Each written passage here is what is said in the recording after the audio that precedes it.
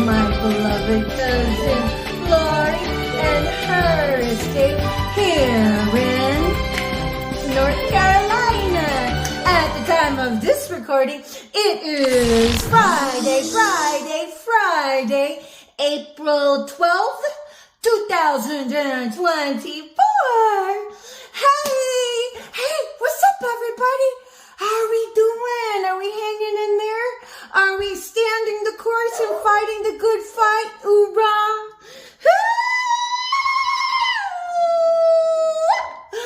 Oh my goodness. Yeah, it does get pretty, man, I tell you what, sometimes we really gotta dig in our heels and stand the course, especially when there are others vying to knock you off your square. I'm like, first of all, I've always been an emotional supporter of those around me. My first feelings of what the hell is this as a child was whenever I was in the 5th grade. And when I was in the 5th grade, I had a crush on this boy whose name was Kenny. And Kenny had this balloon, and he wrote my friend's name on it, Christine, and gave it to her. And I just felt all sorts of, and I did not recognize. I remember wondering to myself, what was that about? What was that feeling? And then so what happened was I later on realized that was jealousy. And so I always made it a point to work that feeling out. And so that was in the 5th grade. That was in kindergarten. And as I, grown and evolved, I was able to recognize that. And then along my evolution of growth and emotional development, I would always work that out. And then it resurfaced again sometime whenever I was in junior high. And I, did my introspection and asked myself what was going on here. And then so I'm not a jealous woman at all. So I'm very given to celebrate the accolades of other people's beauty. I'm very given to celebrate the accolades in other people's milestones. So I'm not materialistic in that sense at all, and I'm never the kind of person to try to keep up with the Joneses.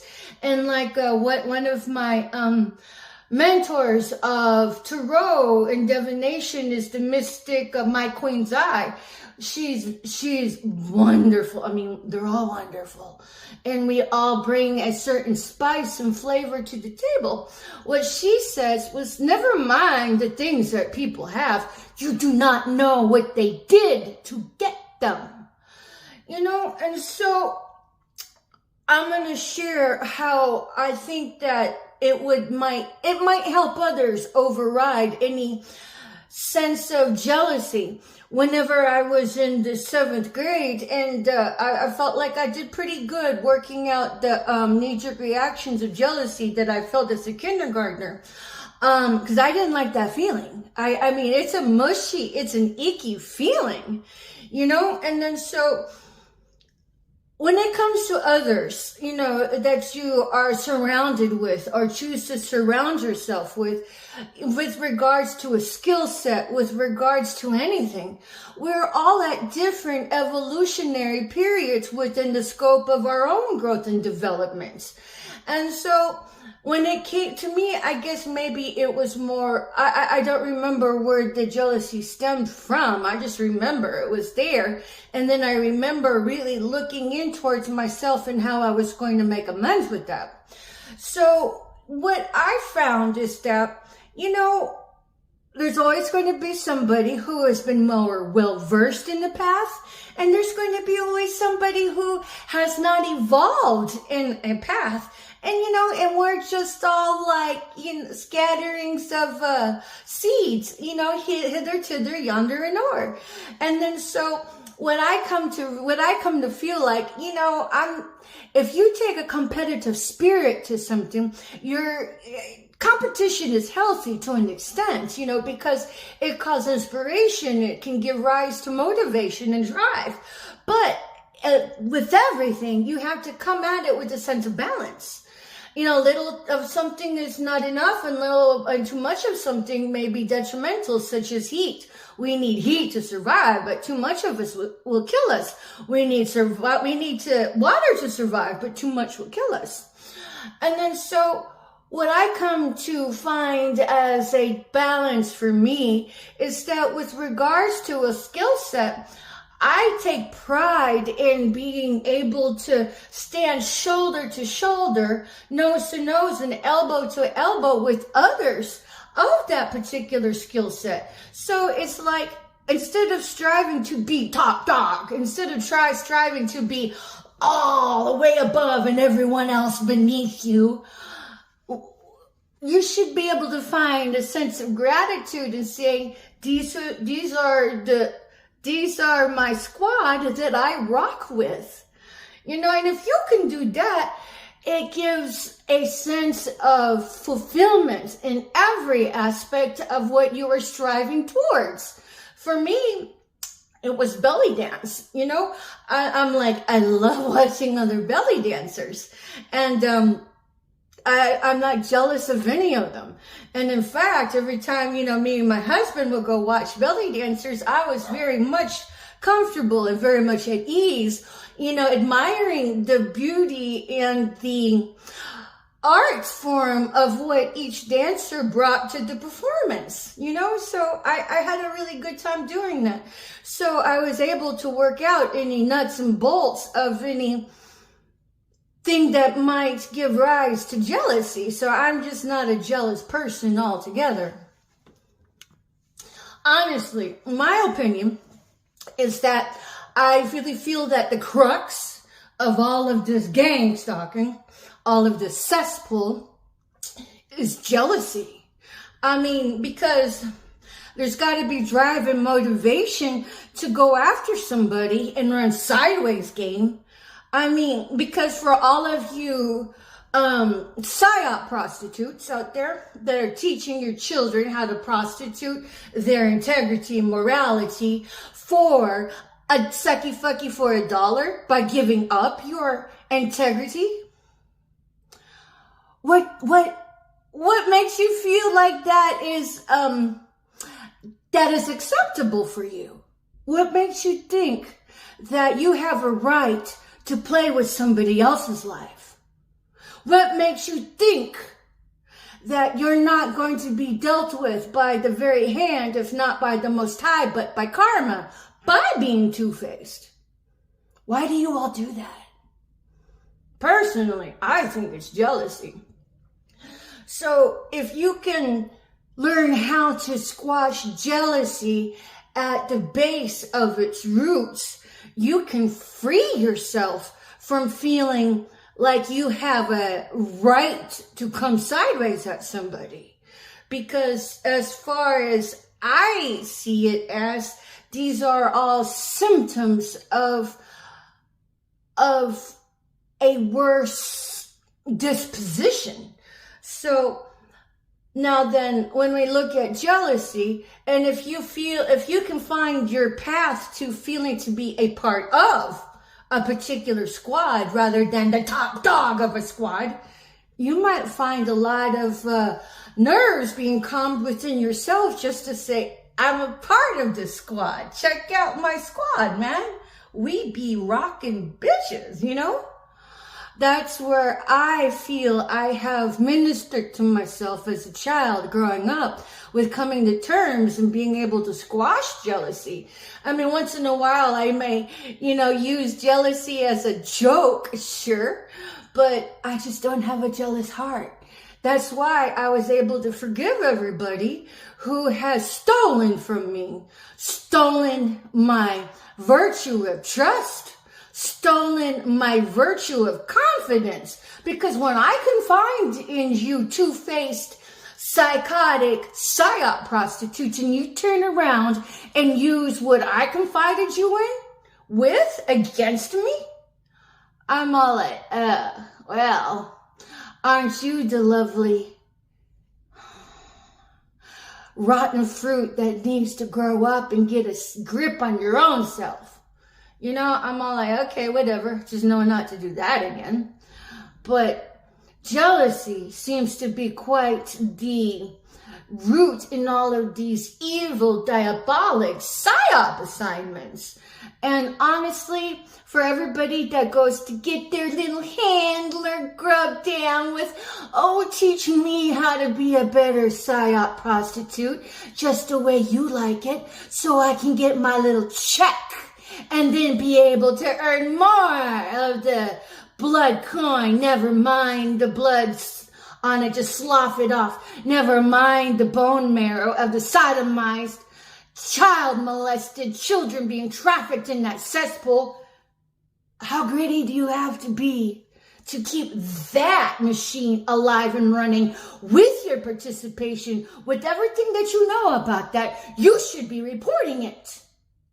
And then you have the nerve to come sideways at your targets. That's the true two-faced, psychotic maniac, sociopath, psychopath right there.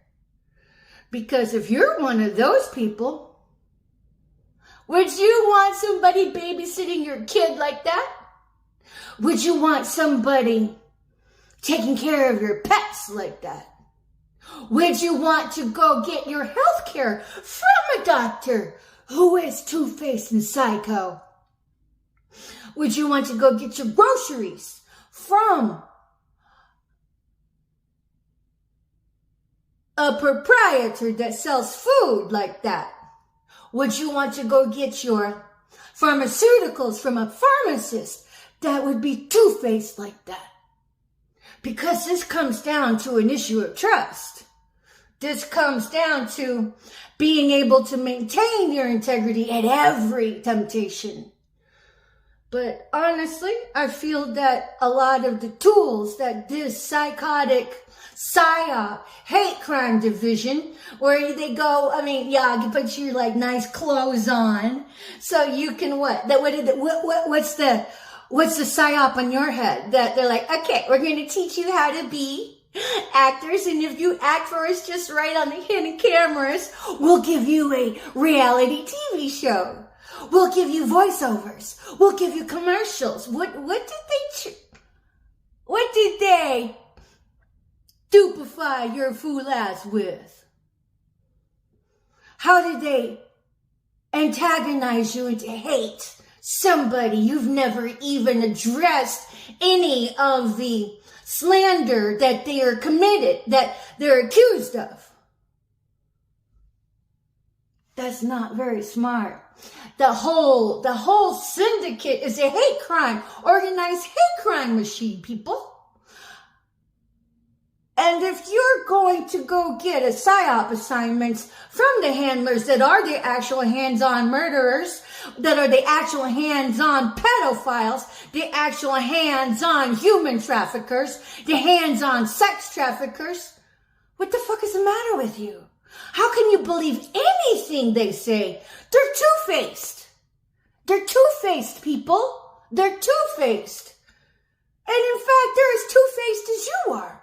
If you're all pretending that you believe in God and God is a miracle, and you turn around and you're like psyoping somebody at the homeless shelter that you go to, clock in hours at, what does that say about your soul behind closed doors? What are you doing to the homeless victims that come in there for refuge and respite? And there you are, getting your grub down on working over the psyop assignments that you have decided to flip coin off of. So, Jealousy. Work on your jealousy. If you can work on that, I'm pretty sure the root of your evils will begin to find healing, and you may just find yourself in distaste of participating in anything like that. Because if you've participated in it, you have the power to ghost those people and report everything you know. And in fact, you're supposed to.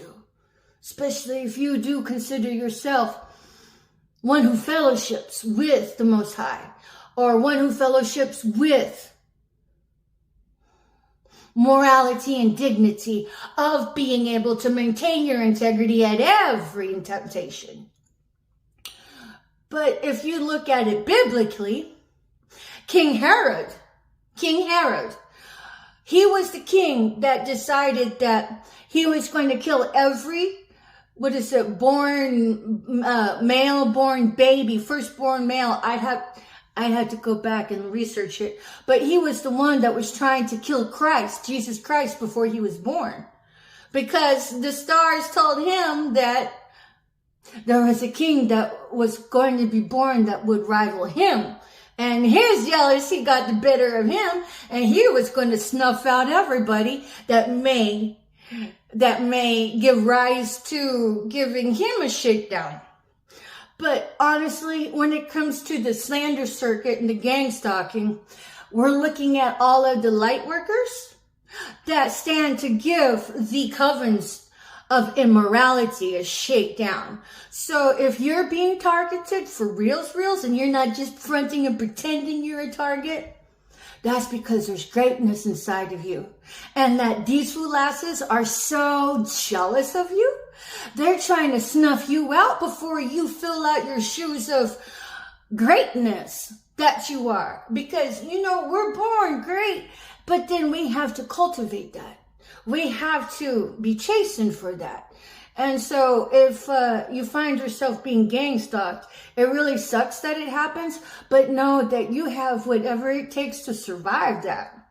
As far as the fool asses coming sideways at you, well, they're digging their own grave. They're digging their own detriment, because when you find it in your heart to forgive and release somebody, it's not to say you're permissive about it. It's just to say, I release them and turn it over to God or the Most High or the universe. You don't even have to believe in God. You can be an atheist and just say, I give this over to the balancing forces of the universe. And then when you do that and find forgiveness in your heart, that's when the magic happens. And that's when the more you grow and evolve and heal, and the more that you heal, the less that these antics are able to cause infractions of hurt, and fractions of pain, and fractions of feelings of betrayal, because there's head knowledge and then there's heart knowledge. If you come to a place where you can identify it without feeling so emotionally taken over, you're healing from it. And the more you heal from it, the more that their antics have no control over you. Because the only thing that these demonic forces have is illusion. The illusion of control. Well, the thing that you're allowing yourself to fall into the pit with is the feelings of all of the hurt, the anger, the frustration, the madness. That's what's causing you to feel buried. But the more you heal, the more it stops creating that pain. The more you heal, the more you release yourself. The more you heal, the more you free yourself. And then pretty soon you're looking at these fool asses like, what the fuck is your problem? What you need to do is just go heal. Go heal yourself. Get the fuck out of my face. Or not. But if you do, just know that each time that you come at me, you just dig your hole even further by the karma you're creating for yourself. You can forgive the people. Yes, do it in love. But also endorse karma with fullness in love, Because without karma, how is anybody ever going to learn? When you give it over to the balancing forces of nature, the balancing forces of the universe, you're relinquishing any kind of control. And then the balancing forces that know what's in the heart of man, woman, and child, whatever, reptilian, you let that divvy up the payback. And then if you can get there and relinquish all control, you win. Then the rest of it stops controlling your feelings of responses, because we're looking at a healthy sense of apathy. It's not to say you don't have compassion. It's just to say, oh, you're running the game. Doesn't that become a tired old shoe for you? Don't you get tired of having to eat break for break the karma that you put out in the world? Just because you don't see it happen doesn't mean it's not happening, people. Because 10 to 1, their ego is so big, they're not going to admit that they're having to choke down break for break karma that they earned. So, jealousy happens to be a huge root of this rotten roots that override people and their behavior. So the best thing you can do is to learn how to identify it within yourself, and and release yourself from it. So if you can do that, you end up ahead of the game. And if you're riding and rocking the cesspool, it might help you come to terms with healing yourself, to free yourself from all of the demonic practices that the gang stalking presents to the society at large.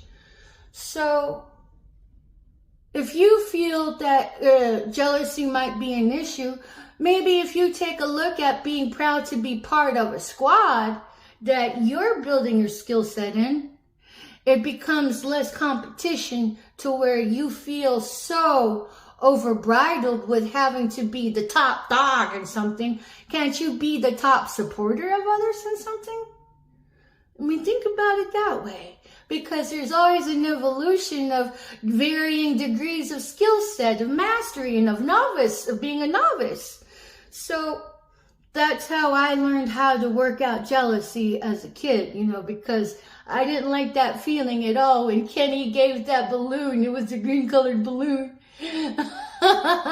to my friend Christine, because I liked Kenny. But I'm just not a jealous person anymore.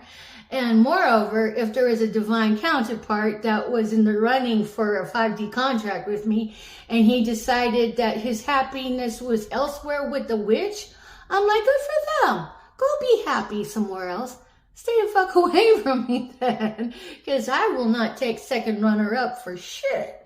And why would I want to? Seriously. But it's food for thought, talking about how jealousy is interwoven into being played by the handlers of the cesspool, of the PSYOP, hate crime directing assignments that trained little flying flunky monkeys how to hate, how to be jealous by feeding them half-truths and lies. I mean, guys, wake up already. For those that are rocking with that sideshow, freak show circus of Auschwitz, they're all two-faced. You all rub elbows with other two-faced individuals. Don't you know you're getting played? Don't you care that they've handed your PSYOP assignments so you guys can prostitute your integrity? Do you not care about your integrity? Because what you throw out into the universe is exactly what comes back to you. So if you have to hold on to your integrity by becoming homeless, by becoming jobless, you can survive that. But once you survive it, you're going to be chastened so beautifully that whenever the good Lord returns it to you, you stand to walk a path that has an outcome of gifting, of anointing. But if you end up on the path of homelessness because you are busy running the freak sideshow of running your prostitute PSYOP assignments, there's no retribution of being governed, any sort of return other than the pain and the blood you caused for others. So Hold on tight to your crosses, everybody. And just because you may have been running the sideshow, freak show of being a psyop prostitute doesn't mean you have to stay there. It means, how are you going to fix it if you don't know you done flubbed it for yourself? If I never had these talks with you, who would? So may I encourage you to, do your own come to Jesus moments with yourself, have a good talk with yourself, hit reset, repent, do your acts of contrition, of course. Only the truth shall set you free. You're going to have to make public announcements of your confessions, upload them to YouTube, videotape them, and then make signed written affidavits notarized, send them registered mail to all of the proper authorities, and then go speak with the proper authorities one-on-one with copies of that registered letter in your hand. And then let your walk begin from there. Because if you can't do that, you're nothing more than the rutting pig of Babylon you guys have been running around with. But if you're there, it doesn't mean you have to stay there.